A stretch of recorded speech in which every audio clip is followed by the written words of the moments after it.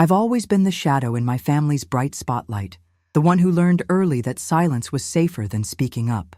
Growing up in our sprawling house in Washington, I watched my sister Benjamin command every room she entered, her voice cutting through conversations like a knife through butter. She had this way of making everyone listen, of making everyone believe that her words mattered more than anyone else's. Meanwhile, I sat in corners, observing, learning to make myself small enough that maybe, just maybe, I wouldn't become her next target. The dinner table was her stage, and I was nothing more than an unwilling audience member, forced to watch her perform night after night. Tonight felt different though, and I couldn't quite put my finger on why. Maybe it was the way the autumn light filtered through our dining room windows, casting long shadows across the mahogany table that had witnessed countless family gatherings. Or maybe it was the weight of what I'd discovered 3 weeks ago, sitting heavy in my chest like a stone I couldn't swallow. Benjamin was already holding court, her perfectly manicured hands gesturing dramatically as she recounted some story about her latest promotion at the law firm. Mom and Dad hung on her every word, their faces glowing with the kind of pride they'd never shown when I quietly graduated summa cum laude from Georgetown. I picked at my salmon, letting the familiar sting of invisibility wash over me like an old, worn blanket. "Diana, you're being unusually quiet tonight," Benjamin said suddenly, her voice dripping with that condescending tone I knew so well. "Though I suppose that's nothing new, is it?" The table erupted in polite laughter, the kind that makes your skin crawl because you know it's at your expense. I looked up from my plate, meeting her eyes for just a moment before looking away again. She thrived on these moments, these little opportunities to remind everyone exactly where I stood in the family hierarchy. It was a game she'd been playing since we were children, and she'd never lost a single round. But tonight, something inside me felt different, like a sleeping giant slowly stirring to life. I thought about the manila envelope hidden in my bedroom drawer, the one I'd found while helping clean out Grandma's attic last month. Inside were photographs and documents that painted a very different picture of our perfect family, secrets that went back decades and involved people I thought I knew completely. Benjamin had no idea that her carefully constructed world was built on foundations of lies and deception. She had no idea that the sister she'd spent years silencing had been quietly piecing together a puzzle that would change everything. The irony wasn't lost on me. The invisible daughter had become the keeper of the most visible truth our family had ever faced. "You know, Diana," Benjamin continued, cutting into her steak with surgical precision, "sometimes I think you forget that this is a family dinner, not a library. We actually talk to each other here." Her words hit their mark, just like they always did. But tonight, they felt different somehow. Tonight, they felt like the last drops of rain before a storm. I could feel my parents uncomfortable shifting in their seats, the way they always did when Benjamin went too far, but never quite far enough for them to intervene. They'd trained themselves to see her cruelty as strength, her meanness as confidence. It was easier than admitting they'd raised a monster and enabled her every step of the way. The silence stretched between us like a taut wire, ready to snap at any moment. I could feel Benjamin's satisfaction radiating across the table, that familiar smugness that came from landing another perfect blow. She thought she'd won again, thought she'd successfully reminded everyone of my place in the family ecosystem. But as I sat there, feeling the weight of those photographs in my mind, I realized something had fundamentally shifted inside me. The scared little girl who used to cry herself to sleep after Benjamin's attacks was gone, replaced by someone who understood that knowledge was the most powerful weapon of all. And I had enough knowledge to level this entire family if I chose to use it. I set down my fork carefully, the small clink against the china plate somehow louder than it should have been.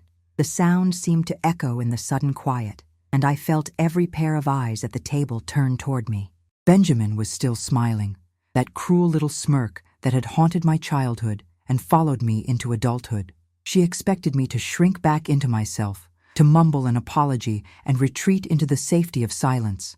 That's what the old Diana would have done, the Diana who believed that keeping peace was more important than keeping dignity. But the woman sitting at this table tonight was someone entirely different, someone who had spent weeks staring at evidence of betrayals so deep they made Benjamin's dinner table cruelty look like child's play. "You're absolutely right, Benjamin," I said quietly, my voice steady in a way that surprised even me. I should learn to keep quiet.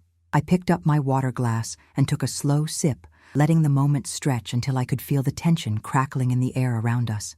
Then I smiled, not the weak, apologetic smile I'd worn for years, but something new and dangerous and completely my own. But you know what? Tonight, I think I'll make an exception. The words hung in the air like smoke, and I watched as Benjamin's confident expression began to falter, replaced by something I'd never seen before: uncertainty. She had no idea that her quiet little sister had just declared war, and that this war was one she was destined to lose. The confusion in Benjamin's eyes was almost worth the years of torment she'd put me through, almost worth every cruel comment and dismissive gesture that had chipped away at my self-worth piece by piece. I watched as she tried to process what had just happened, her brain struggling to reconcile the meek sister she knew with the woman who had just spoken with such quiet confidence. Mom cleared her throat nervously, the sound cutting through the tension like a blade, while Dad reached for his wine glass with hands that trembled just slightly. They could sense that something had shifted in the room's dynamic, but they couldn't quite grasp what it was. The family dinner that had started like hundreds of others was transforming into something none of us had experienced before, and I was the one holding the reins. "Excuse me?" Benjamin's voice had lost some of its earlier venom, replaced by genuine bewilderment. She leaned forward slightly, her perfectly styled blonde hair catching the light from the chandelier above us. For the first time in my life, I had her complete attention, and the power of that moment was intoxicating. I could see her mind racing, trying to figure out what game I was playing, what angle I was working. She'd spent so many years treating me like a non-entity that the possibility of me having any real agency in our family drama had never occurred to her. But here I was, sitting across from her with a smile that held secrets she couldn't begin to imagine. And for once in our lives, she was the one who felt off balance. I thought about all the nights I'd spent researching, cross-referencing dates and names, following paper trails that led back to decisions made long before Benjamin and I were even born. The manila envelope in my drawer contained more than just photographs. It held bank statements, legal documents, and correspondence that painted a picture of corruption and betrayal that went to the very heart of our family's success. Dad's law practice, the one that had funded our privileged upbringing, and Benjamin's Ivy League education, had been built on foundations that were far from legal. The money that had paid for our house, our cars, our private schools, had come from sources that would destroy not just Dad's career, but his freedom as well. "I've been doing some reading lately," I said, my voice still calm and measured, though my heart was pounding so hard I was sure everyone could hear it. "You know how I love those dusty old books and forgotten documents. Turns out our family history is far more interesting than any of us realized." I saw Dad's face go pale, his fork frozen halfway to his mouth, and I knew that some part of him understood exactly what I was talking about. He'd probably spent years hoping that his past would stay buried, that the choices he'd made in his younger days would never come back to haunt him. But secrets have a way of surfacing, especially when someone knows exactly where to dig. Benjamin's laugh was sharp and brittle, the sound of someone trying desperately to regain control of a situation that was slipping away from her. "Oh, Diana, always the little historian. What fascinating family trivia have you uncovered this time? Did you find out that Great-Aunt Martha was secretly a spy, or something equally ridiculous?" Her words were meant to diminish me, to reduce whatever I'd discovered to the level of harmless family gossip. But I could see the uncertainty in her eyes, the way she kept glancing at our parents as if looking for reassurance that everything was still exactly as it should be. She was beginning to realize that this wasn't one of her usual opportunities to humiliate me, that something much bigger was happening at our dinner table tonight. Mom had stopped eating entirely, her hands clasped tightly in her lap as she watched the exchange between Benjamin and me with growing alarm. She'd always been the peacekeeper in our family, the one who smoothed over conflicts and pretended that our dysfunction was just normal sibling rivalry. But there was something in the air tonight that couldn't be smoothed over or explained away, something that made her maternal instincts scream that danger was approaching. I almost felt sorry for her, sitting there in her designer dress and pearl necklace, completely unaware that the life she'd built was about to crumble around her. She'd spent so many years protecting Benjamin from the consequences of her actions that she'd never considered what would happen when someone finally fought back. The grandfather clock in the corner chimed 8 times, each note seeming to echo longer than the last in the heavy silence that had fallen over our dining room. I could smell Mom's famous rosemary potatoes growing cold on their serving platter, could see the way the candlelight flickered across the faces of my family members as they waited for me to continue. This was my moment, the culmination of years of being overlooked and underestimated, and I wanted to savor every second of it. Benjamin had taught me well over the years. She'd shown me exactly how much damage words could do when wielded with precision and intent. Tonight, I was going to be her most dedicated student. Actually, I said, setting down my napkin with deliberate care, what I found was much more recent than Great Aunt Martha's adventures, much more relevant to our current situation. I let my gaze move slowly around the table, taking in each face, memorizing this moment when everything was still intact, still salvageable. In a few minutes, that would no longer be true. In a few minutes, I would speak words that couldn't be taken back, reveal truths that couldn't be unknown. The quiet little sister who had spent her life being told to keep her mouth shut was about to prove just how dangerous a person could be when they finally decided to speak. And Benjamin, who had spent so many years silencing me, was about to learn that some secrets are too big to stay buried forever.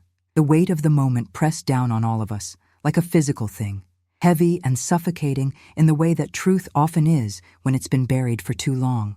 I could see Benjamin's jaw tighten as she realized that whatever game we were playing, she wasn't winning it the way she always had before. Her fingers drummed against the table in a nervous rhythm that betrayed the anxiety she was trying so hard to hide behind her mask of superiority.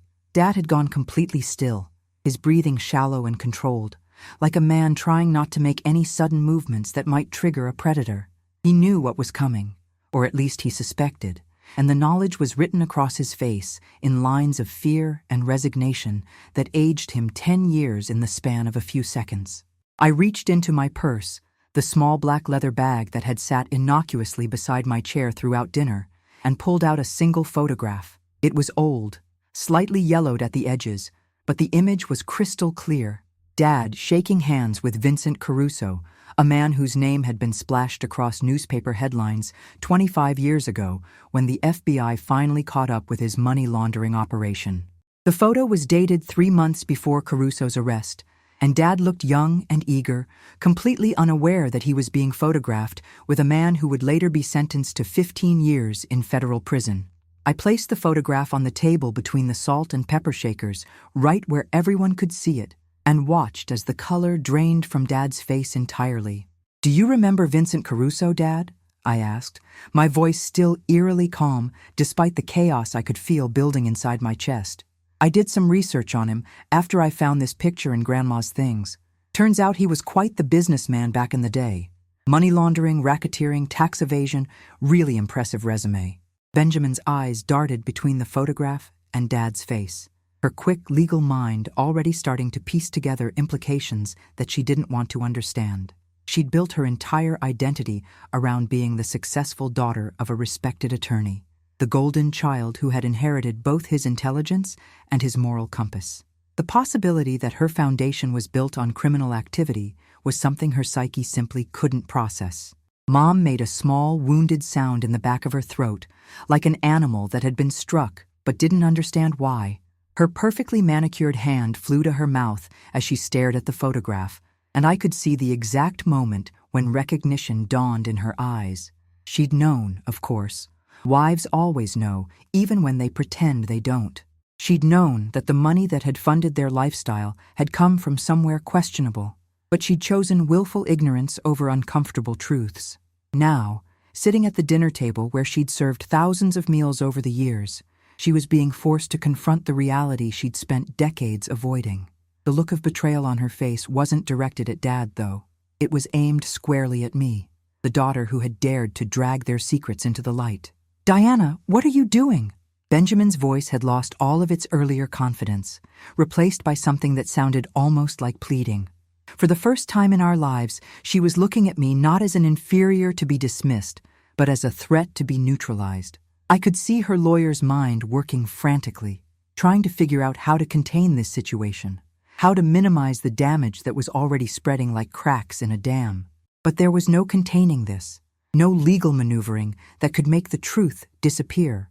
I had spent weeks preparing for this moment, gathering evidence and building a case that was airtight and devastating. Benjamin had taught me to be thorough in everything I did, and I had applied that lesson with surgical precision to the destruction of our family. Dad finally found his voice, though it came out as barely more than a whisper. "Diana, sweetheart, I can explain everything. It's not what it looks like." But we both knew that was a lie, just like we both knew that the photograph was only the beginning. I had bank records showing payments from shell companies that Caruso had controlled, legal documents with Dad's signature on transactions that had no legitimate purpose, and correspondence that made it clear he hadn't been an unwitting victim, but an active participant. The young attorney who had been struggling to build his practice had made a deal with the devil, and that devil had paid him very well for his services. The money had been too good to refuse, and by the time Dad realized how deep he was in, it was too late to get out clean. I pulled out another photograph, this one showing Dad at what appeared to be a social gathering with several men whose faces I'd learned to recognize from FBI wanted posters and newspaper mugshots. The date stamp showed it was taken just 6 months after the first photo, and Dad looked more comfortable this time, more at home in their company. "The thing about criminal enterprises," I said, my voice taking on an almost professorial tone, "is that they're very good at documenting their activities. They keep records, take pictures, maintain correspondence. It's almost like they want to get caught eventually." Benjamin was staring at the second photograph with the kind of horror usually reserved for natural disasters, her face pale, and her hands trembling slightly as the full scope of what I was revealing began to sink in. The silence that followed was deafening, broken only by the sound of Mom's quiet sobbing and the tick of the grandfather clock marking time that none of us could get back. I looked around the table at the faces of my family members, seeing them clearly for perhaps the first time in my life. Dad, the respected attorney who had built his career on blood money. Mom, the society wife who had chosen comfort over conscience. And Benjamin, the golden child whose entire existence was predicated on a lie so fundamental that its exposure would destroy everything she thought she knew about herself. They had all underestimated me for so long, treated me like a harmless afterthought in their perfect family narrative. But the harmless afterthought had been paying attention, had been learning, and had finally decided that silence was no longer an option. The photographs lay on the table like evidence in a courtroom, each one a nail in the coffin of our family's carefully constructed facade. I watched Benjamin's face cycle through emotions I'd never seen her display before: shock, denial, anger, and finally, a kind of desperate calculation as she tried to figure out how to salvage something from the wreckage I was creating. Her legal training was kicking in. I could see it in the way her posture straightened and her eyes sharpened. But this wasn't a case she could win with clever arguments and procedural maneuvering. This was truth in its rawest form, and truth had a way of cutting through even the most sophisticated defenses. Dad had stopped trying to explain, his shoulders sagging under the weight of secrets that had finally been dragged into the light after decades of careful concealment. "You have no idea what you're doing," Benjamin said, her voice low and dangerous in a way I'd never heard before. "Do you understand what this could do to all of us? To our family's reputation? To Dad's practice?" Her words carried the implicit threat that had always been there between us, the suggestion that crossing her would result in consequences I couldn't handle. But tonight, for the first time in my life, her threats felt empty and powerless. I had spent years being afraid of her disapproval, her anger, her ability to make me feel small and worthless. Now, sitting across from her with evidence of crimes that could send our father to prison, her social manipulations seemed as insignificant as playground bullying. She could no longer hurt me because I had already accepted the destruction that was coming. I reached into my purse one more time and pulled out a thick manila envelope, the same one I'd been carrying around for weeks like a loaded weapon waiting for the right moment to be fired. "Actually, Benjamin, I understand exactly what I'm doing. I understand it better than you think." I opened the envelope and spread its contents across the table, creating a mosaic of corruption that spanned 25 years. Bank statements showing regular payments from Caruso's organization. Legal documents bearing Dad's signature on transactions that existed solely to launder money. Correspondence discussing fees and arrangements that had nothing to do with legitimate legal work. And photographs, dozens of them, showing Dad at meetings, parties, and business dinners with men who were now either dead or serving life sentences in federal prison. Mom's sobbing had intensified, her carefully applied makeup running in dark streaks down her cheeks as she stared at the evidence of her husband's crimes. I felt a pang of sympathy for her. This woman who had spent her life playing the role of the perfect attorney's wife, hosting dinner parties and charity events while willfully ignoring the source of the money that funded their lifestyle. She had been complicit in her ignorance, choosing comfort over curiosity, but she hadn't been the architect of the deception. That honor belonged entirely to Dad, who was now staring at the documents spread across our dining room table with the expression of a man watching his life's work crumble into dust. The respect he'd spent decades building, the reputation that had made him one of Washington's most sought-after attorneys, was about to become worthless. The statute of limitations has run out on most of this, Dad said quietly, his voice barely audible above Mom's crying. Even if you took this to the authorities, they couldn't prosecute me for crimes that are 25 years old. He was grasping at straws, trying to find some legal technicality that might save him, but we both knew that wasn't the point. The point wasn't criminal prosecution. It was the complete and utter destruction of everything he'd built on the foundation of those crimes. His law practice, his standing in the community, his relationships with clients who trusted him to represent them ethically, all of it would disappear the moment this information became public, and I had the power to make it public whenever I chose. Benjamin was reading through the documents with the focused intensity of someone trying to find a way out of an impossible situation. Her fingers moved quickly across the pages, her eyes scanning for anything that might give her leverage, any detail that might allow her to regain control of the narrative. But there was nothing there for her to work with, no ambiguity that could be exploited or reinterpreted. The evidence was overwhelming and damning, presented with the kind of thoroughness that would make any prosecutor weep with joy. I had learned from the best, after all. Benjamin herself had taught me that preparation was everything, that victory belonged to whoever came to the battle with the most complete understanding of the facts. Tonight, I was the most prepared person at the table.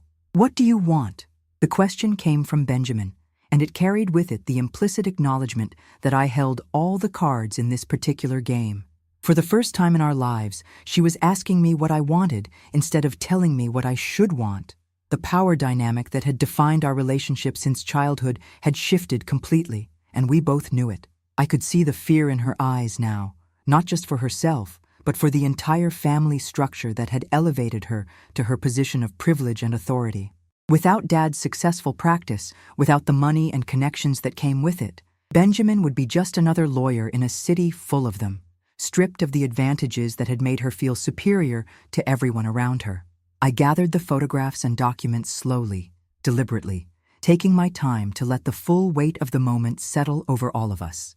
The dinner that had started with Benjamin's casual cruelty was ending with her complete capitulation, and the irony wasn't lost on me. She had spent years telling me to keep quiet, to know my place, to accept my role as the invisible daughter who didn't matter.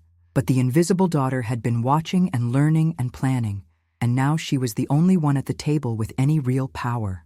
"What I want," I said, my voice steady and clear, "is for you to remember this moment every time you think about telling someone to keep quiet. Because sometimes, Benjamin, the quiet ones are the ones you should fear the most." I stood up from the table, leaving the evidence scattered across the mahogany surface like the remnants of a bomb that had just exploded, and walked toward the door.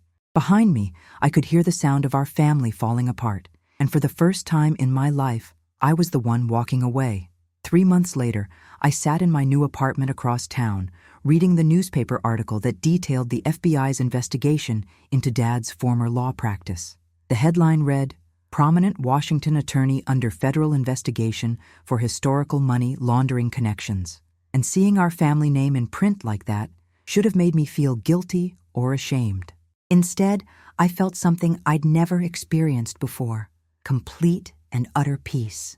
Benjamin had tried calling me dozens of times in the weeks following our dinner, her voicemails progressing from angry demands to desperate pleas, but I never answered. The sister who had spent years telling me I didn't get a say in anything was learning that sometimes the quietest person in the room has the loudest voice of all. The investigation had moved quickly once I'd made my anonymous tip to the FBI, providing them with copies of everything I'd found in Grandma's attic. Dad's practice was finished, his reputation destroyed, and the family that had treated me like an afterthought was discovering what it felt like to be truly powerless. I thought about that last dinner sometimes, about the look of shock on Benjamin's face when she realized that her invisible little sister had been the architect of their downfall all along. She'd taught me well over the years. She'd shown me that knowledge was power, that preparation was everything, and that sometimes the most devastating weapon was simply the truth. I'd been an excellent student, and now she was learning just how thoroughly I'd absorbed her lessons.